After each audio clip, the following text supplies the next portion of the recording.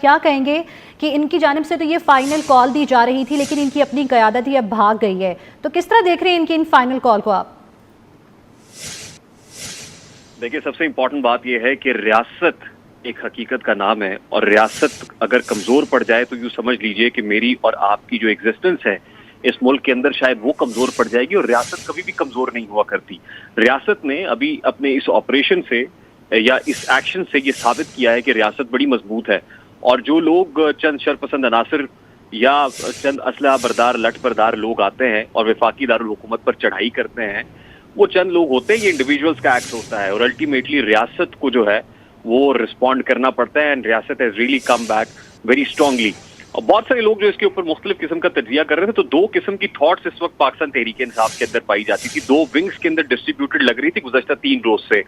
ایک وہ ونگ تھا جو تھوڑا سا پولیٹیکلی معاملات کو منور کرتے ہوئے پاکستان تحریک انصاف کو یہاں تک لے آیا تھا، دوسرا وہ ونگ ہے جو پاکستان تحریک انصاف کا اوورسیز ونگ ہے، جو باہر بیٹھ کے آن گراؤنڈ سچویشن کو نہ سمجھتے ہوئے، نابلد ہوتے ہوئے صرف لوگوں کو مشتعل کرنا چاہتا ہے، لوگوں کو نکالنا چاہتا ہے کہ آپ سڑکوں پہ آ جائیے، اور اتنے لاکھ لوگ اگر اکٹھے ہو جائیں گے، سڑک پہ آ جائیں گے تو ہم کو تبدیلی لے آئیں گے، یا پاکستان کو بنگلہ دیش بنا دیں گے، یا انقلاب برپا کر دیں گے۔ اور یہ اسی سوچ کی عکاسی پاکستان تحریک انصاف کی جانب سے بشرا بی بی صاحبہ کر رہی تھی۔ آپ نے دیکھا کہ علی امین گنڈا پور یوں تھے کہ جیسے ان کو یرغمال بنایا ہوا تھا۔ بیرسٹر گوہر، بیرسٹر سیف، شبلی فراز اور پاکستان تحریک انصاف کی پولیٹیکل لیڈرشپ جو کچھ کہہ رہی تھی، وہ ایک بشرا بی بی کے آگے وہ یوں لگ رہا تھا کہ جیسے کوئی بھی چیز چل نہیں پا رہی ہے۔ الٹیمیٹلی ظاہر ہے پالیٹکس پریویل کرتی ہے، پولیٹیکل مائنڈز پریویل کرتے ہیں، اور جو کچھ ہو رہا تھا نظر آ رہا تھا کہ کتنی دیر تک، مطلب آپ کی پریپیئرڈنس کوئی نہیں ہے، آپ لے کے نکل تو آئے ہیں اور یہ سوچ کے آئے ہیں کہ وہاں پر کوئی ایسا خون خرابہ ہو جائے گا یا فساد ہو جائے گا کہ الٹیمیٹلی ریاست جو ہے وہ بہت بیک فٹ پہ چلی جائے گی، اور الٹیمیٹلی آپ کی وہ ڈیمانڈ جس کو آپ غیر حقیقی انداز میں منوانا چاہتے ہیں وہ راتوں رات مانی جائیں گی۔ تو لگتا یہ ہے کہ ریاست نے بڑا اسٹریٹجکلی مقتدران اور حکومت نے یہ جو کام کیا ہے، ان کو اندازہ تھا کہ جو وہاں سے سوابی سے چلے ہیں ان کی تیاری کیا ہے، وہ لوگ کتنے ہیں، اور ظاہر انٹیلیجنس ایجنسیز کی رپورٹس ہوتی ہیں اور کس تیاری سے آ رہے ہیں اور کہاں لا کے کس جگہ پہ ان کو بلاک کرنا ہے۔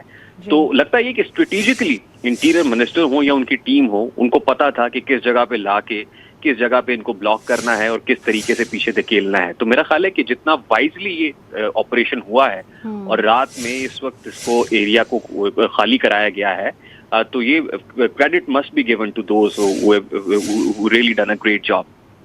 اچھا سلیم بخاری صاحب، سر آپ کی طرف آتا ہوں۔ بہت ساری چیزیں کلیئر ضرور ہوئی ہیں اس سارے سینیریو سے، اس سارے احتجاج اور اس کے بعد اس کو ڈسپرس کرنے سے۔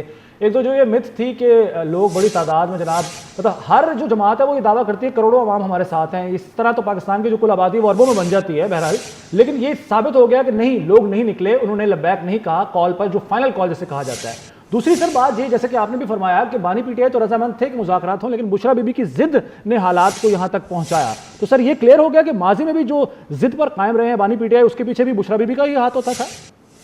دیکھیے، یہ بات تو ایک عام تاثر ہے کہ وہ ان کی جو فولے ہیں، جو ان کے موکلز ہیں، جو ان کے جن ہیں، وہ ان کے محتاج تھے ہمارے ملک کے پرائم منسٹر اور جو ہیروز ہیں اتنے لوگوں کے۔ تو اس کے بارے میں تو میرے خیال سے تفصیل سے کسی وقت اور بات ہوگی، لیکن اس وقت صورتحال یہ ہے کہ جو کچھ کیا دھرا تھا پوری پولیٹیکل لیڈرشپ کا پی ٹی آئی کی، جو بانی پی ٹی آئی نے جو کچھ وہ جیل میں برداشت کر رہے ہیں، اس کے اوپر پانی پھیر دیا ہے ان کی بیگم صاحبہ نے۔ وہ جس طریقے سے انہوں نے پارٹی کی قیادت لینے کی کوشش کی ہے، اس کوشش میں انہوں نے سارے کے سارے کیے دھرے کے اوپر پانی پھیر دیا ہے، اور میرے خیال سے اب یہ کافی دیر تک پی ٹی آئی یہ زخم چاٹے گی، اس لیے کہ یہ تو اعلان ہو گیا کہ ان سے اب بات نہیں ہو سکتی کیونکہ یہ پولیٹیکل اینٹی نہیں ہے۔ تو میرا نہیں خیال کہ بہت جلدی یہ اس صورتحال سے ان کو یعنی ریلیف کہہ لیں یا ریلیو ہو پائیں گے یہ، کیونکہ بہت آگے چلے گئے تھے، ساری حدود کراس کر دی تھی انہوں نے، اٹک پل سے لے کے اور داخل ہونے تک اسلام آباد۔ میرے خیال سے محسن نقوی نے کو 20 مرتبہ ان کو وارننگ دی ہے کہ خدارا ہمیں مجبور نہ کریں، خدارا ہمیں مجبور نہ کریں، ہم ایکشن لینے پہ مجبور ہو جائیں گے، لیکن کسی نے ایک نہیں سنی ہے۔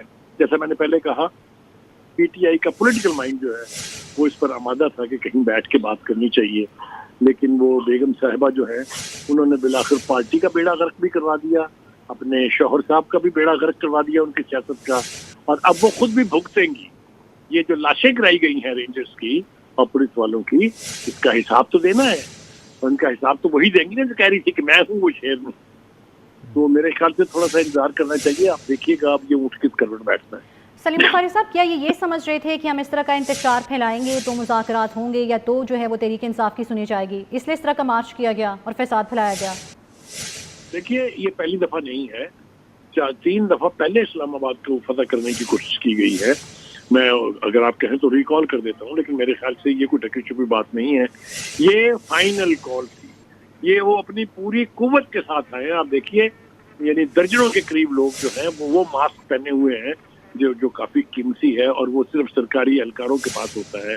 जिस तरीके से उन्होंने हुकूमत KPK के जो टीयर गैस शेल है उनकी गनों के साथ फायर किए हैं, जिस तरीके से वो उनकी ट्रांसपोर्ट लेके आए हैं, जिस तरह वो पंखे लगा के ट्रकों के ऊपर आए हैं, ये सारी तैयारी उनकी तरफ से, तो वो ऑलमोस्ट फतेह कर चुके थे। वो तो यहाँ तक कह रहे थे कि बस ये घंटों की बात है कि हुकूमत गई सो गई। और मैं बार बार इस बात पे इसरार कर रहा था कि स्टेट एक ताकतवर चीज का नाम है।